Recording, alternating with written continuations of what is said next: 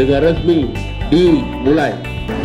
Alhamdulillah hari ini kita melakukan peletakan batu pertama pembangunan Masjid Taqwa Kampung Tului, di mana luas pembangunan masjid ini 28 kali 26 dengan biaya 14 miliar lebih.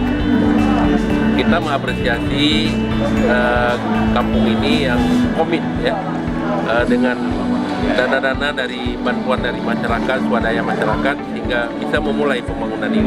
Tentu Pemko Banda Aceh juga sangat mendukung, walaupun tahap pertama kita bisa membantu di tahun 2022 sebesar 1 miliar, namun itu tetap terus nanti akan kita bantu di tahun-tahun berikutnya.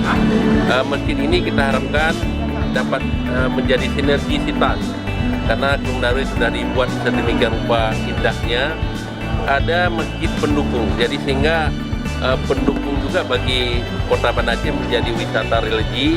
Orang yang berkunjung ke sini bisa sholat dengan tenang di masjid yang sangat indah, nanti akan luar biasa.